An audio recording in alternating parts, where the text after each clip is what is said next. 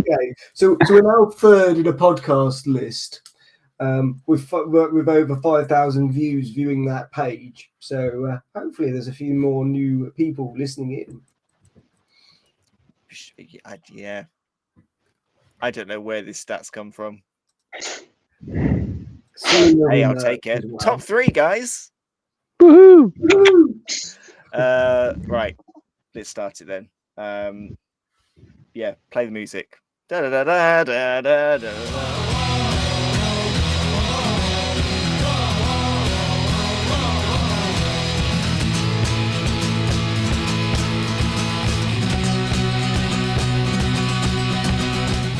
Hello, everyone. Welcome to New Dice Please, the bite-sized Blood Bowl podcast brought to you by the people at Blood Bowl Live. My name is Chris. I am joined, as always, by Mr. Scott Bryant. Scott, hello. Hello, Chris. Hello, all listeners out there in podcast listener world. And as always, joined by Mr. Tom Hovell. Tom, hello. Hello, how you doing? Very good. Very good. This week, what do we have for you this week? This week, we're bringing it back. It's coming back for version 2. It's coming back for the probably disappointing sequel. That's right. We are playing league-friendly Stomp. We are going to look at 3 teams from the world of Blood Bowl and decide which one we would take for a full league season and beyond, which one we just want a bit of fun with and just have a couple of friendlies with, and which one deserves to be at the bottom of our boot and never get played again. And this week, Scott and Tom have no idea the teams that I'm going to put in front of them, as always. No clue whatsoever. And gentlemen, you're going to love this one. You're going to love it. I was torn with what to pick. Part of me thought, do we go with the current top 3 in the meta? That might be a good one. But dwarves are currently in the top 3 of the meta, and we did them last time. So I thought, nope, we're not doing that. Then I thought, I had a few other ideas, different themes, and what I decided to go for was the 3 teams that are mashed together from different teams around the Blood Bowl world. So your 3 teams this week are Old World Alliance, Underworld Denizens, Chaos Renegade. So we've got the 3 teams that are made up a little bit of places from different places, left, right, and center. To give you guys a little bit of time to think, I will get the ball rolling, as I do, by telling you something that will be a surprise to no one, which is that the Old World Alliance are going under my boot. We can only take your first answer there. I will be stomping those Old World Alliance morons and regretting my decision to take them from now for eternity. I think you need to sell that team for charity. Put them up on eBay or sell them in store. The only or give them away. Well, no, don't give them away because then the only problem with that is it would be a bit like taking a broken DVD player to a charity shop. You arguably you're doing something nice, but you're only putting pain on someone who's going to get them home and go, "What nonsense is this that I've just spent money on?" I just don't get them. I just don't get them. And currently they've dropped down the meta. They were briefly near the top. They've dropped down a little bit. They're around the middle. But I just don't understand. I just really don't understand what they're good at. I think that if you want to make the most of the humans, a human team is better. If you want to make the most of the dwarfs, a dwarf team is better. I just don't get the point. They are, narratively, they're very interesting because it is it's the old guard who have all come together and they're not as good as they used to be, but they've come together and play. Narrative, I love it. It's great. But they're just they're not even jack of all trades, master of none. They're jack of no trades, master of somehow even less. I don't get it. I just don't understand. Because you're right, because even the dwarves have been nerfed a bit, haven't they, with their skills? Armbar and brawler. It is properly a dwarf there with block tackle, but then he broke his leg and came out of retirement. So it's a good heartwarming underdog story for a 90s sports film, but it's not for me. It's not for Blood Bowl. It's not for Blood Bowl. This episode isn't really about us, is it? This is just about this is therapy session for Chris. This is by all other names, this is just Chris Coe venting his anger at OWA. I mean, yeah, a little bit. Well, do you think a lot? Do you think a lot, little bit, rather than a little bit? So you've got OWA as bottom of your boot. So who's your fun and friendly? I want to get OWA out the way. I want to get them. I want to get them done.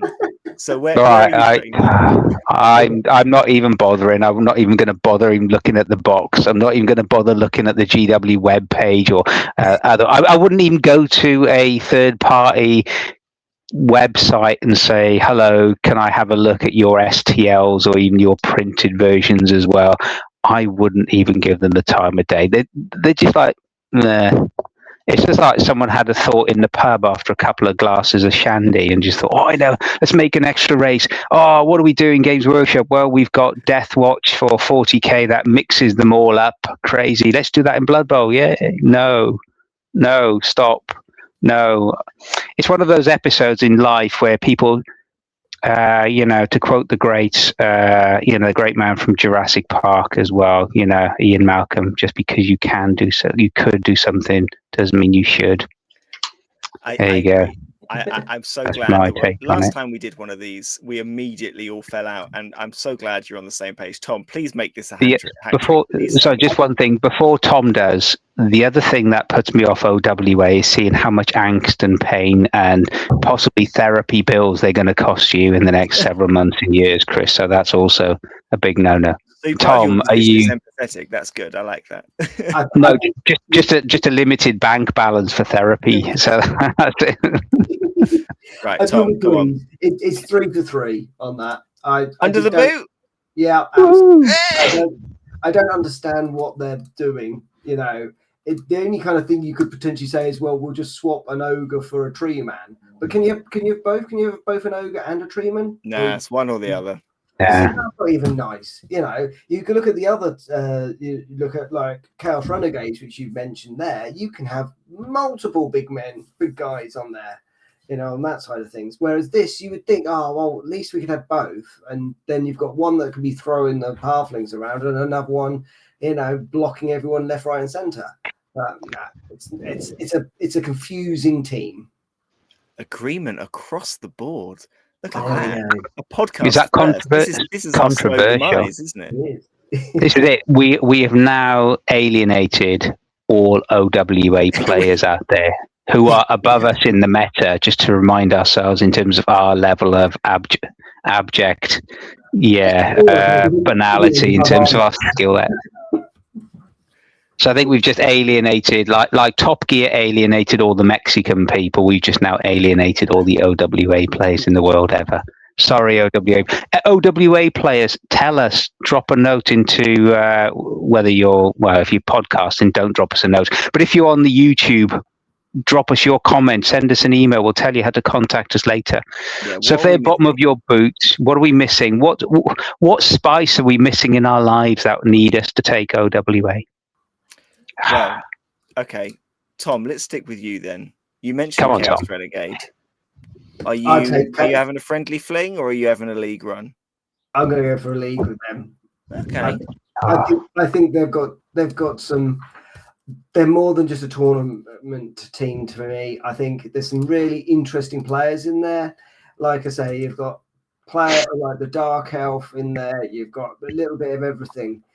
Mainly, obviously, your main backbone is your human lineman, but you've got the ability to play around with a rat ogre or use a dark elf and a skaven, as well as an orc and a goblin in there. You can take, is it a maximum of 3 big guys? Yeah. Yeah. So you've got. Well, let's be honest. No one's taking the Shroll, so you've got an ogre, minotaur, and a rat ogre in there, haven't you? So you've got a nice setup there. So you've got all that block kind of chaos, quite literally, in there. But then you've got a dark elf and skaven running around as well, with lots and lots of fun movement on that side of things.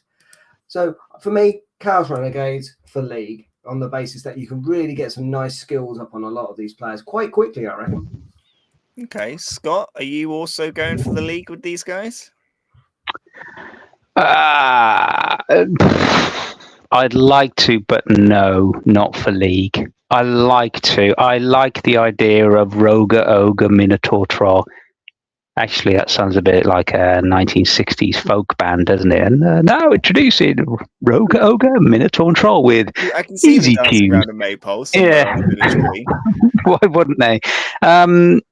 I like the idea of them. I'd love to play. I think they'd be great. You know, as Tom said, you've got your big guys as you call. Then around them, you've got, you can have one Skaven lineman, one dark elf, and then human cannon fodder. So I think as soon as you start losing a couple of the big guys, would that make it?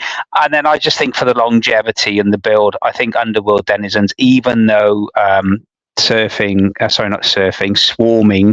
got nerfed in the last information pack. Sorry, I couldn't think of what it was.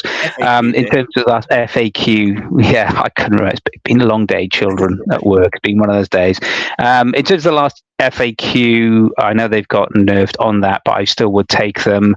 I still would love to play them because, of course, you still have one gutter runner, plus you've got now a star player gutter runner in Skitch Stabber, Mr. Stabber as well. You can Roger if you want to Roger, or just not. And then you've got all of those little snotlings to sort of gum up the works as well, and they're absolutely cheap as chips. So I think you can develop key skill sets, you can develop key players, and then really go for it in the league. So that's what I would do, because I always like a bit of a Skaven action as well. Yeah, I am. Scott, we're in sync today. Because I know it's a worrying sign. I'm also taking the Renegades just for a friendly. Okay. I think the thing that scares me is I have a love-hate relationship with the big guys. It has to be a good big guy. He has to be doing the right things, and I feel like the temptation to take. I feel like with the Chaos Renegades. Possibly if you're not taking a couple of the big guys, maybe you're missing a trick. That feels like the kind of big kind of novelty of them is the fact you can have three big guys in that team, and I just don't think I would have the patience or trust for them. I think that sounds really fun. So a friendly game all day long with a rat ogre, an ogre, and a minotaur, would be so much fun. I can really see the appeal, but I think I'd get to playing them over a long season. I think I'd get possibly too stressed and angry at those big guys, and I would also be worried about building up the necessary treasury. If you had a really bad game against some secret weapons, or I don't know, you come up against ogres who can match you strength to strength, or tomb kings, or some mummies, or something like that, and you were to lose all three big guys, that's a very expensive build to have to replace during a league season.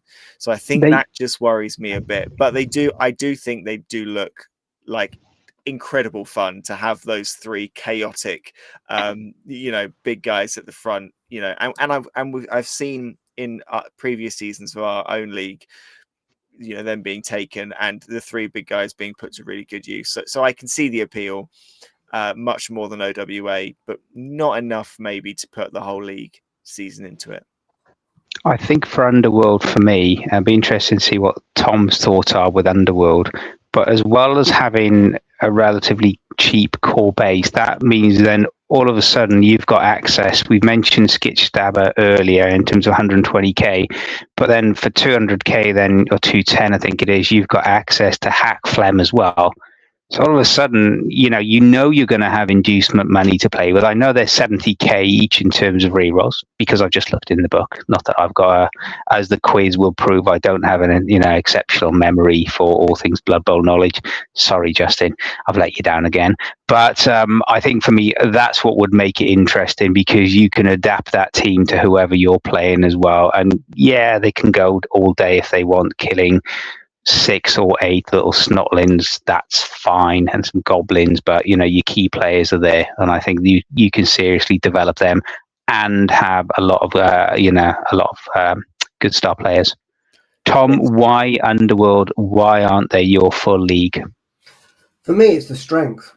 You've literally you've only got one strength 5 in a rat ogre or a troll on those kind of things. Everything else, there's only one other player that's strength 3, which is the Skaven Blitzer, if I'm not mistaken. Well, I suppose that's the sum of the Skaven team. So the linemen are, yeah. Linemen, right? But you can only have 3 of them.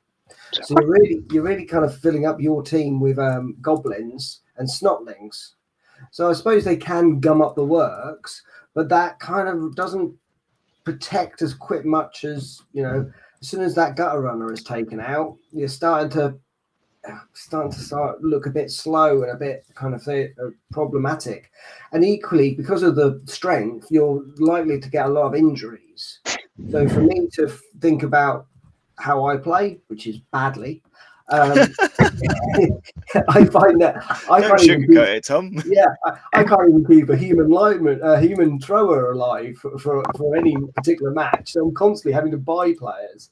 So to actually get some skills, even let alone getting skills on these players, I'm just not that type of player yet. I know that both of you played rats, have got lots of time with them, but I've yet to kind of develop that love of vermin yet.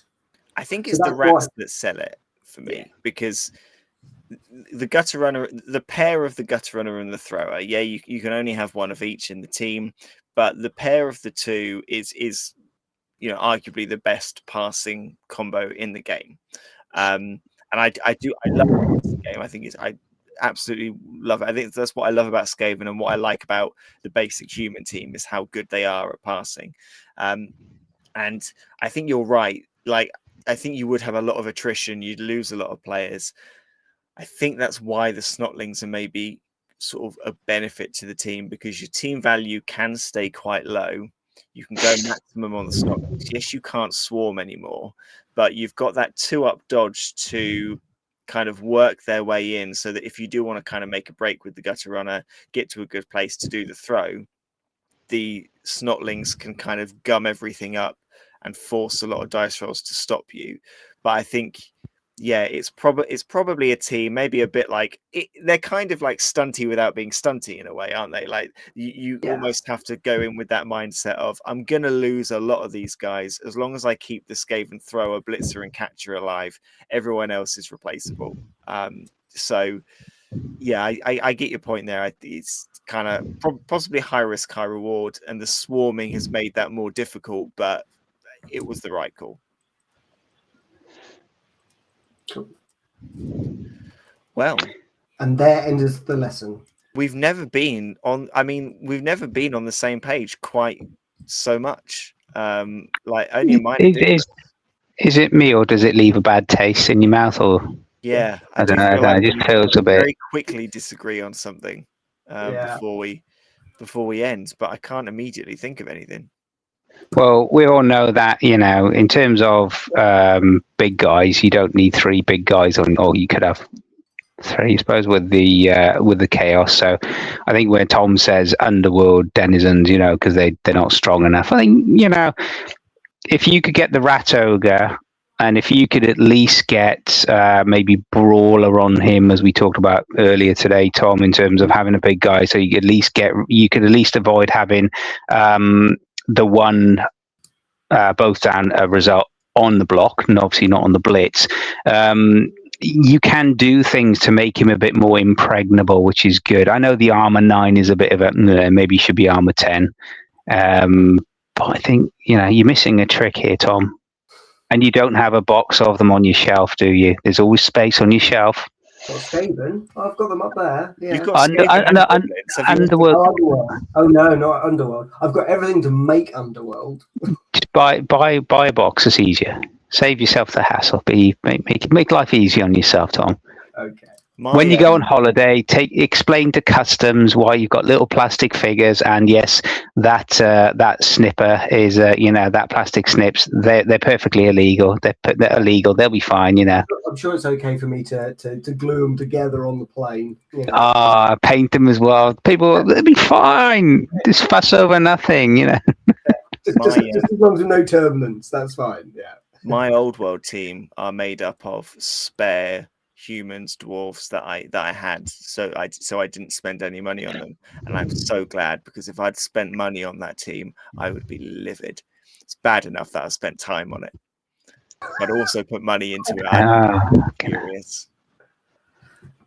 I've gone off again. I feel there's absolutely, if you are someone who is listening to this podcast and you do have or any record, or you just want to talk to Chris, if you can offer any help in terms of OWA, and you know someone who can help Chris in terms of getting through this issue, please reach out. Let us know. Take him off our hands. Just it'd be fun. How can they reach out? Yeah, that's almost a perfect segue. How do people reach out if they want to? If they want to help Chris with his OWA problem, or any other problem that Chris may have, or any other problem that we all have in our mediocrity world of Blood Bowl, how you can get hold of us, you can email us at newdiceplease@gmail.com, all one word, all lowercase, newdiceplease@gmail.com. Evening, Daryl, if you're listening, by the way, because I know he does tune into this one. But I did send him his ball back after my Skaven magnetized and inadvertently stole it. But that's another story for another day. Absolutely. Tom, if people want to watch everything else that we do, how do they do that? Absolutely. So we have a league which is nearly coming to the end of its season. Aardvarks and Dragons in Woodbridge in Suffolk, England. So if you're ever around and you fancy picking up said Underworld Deniers team from Aardvarks and Dragons, let them know that you've heard it here from us.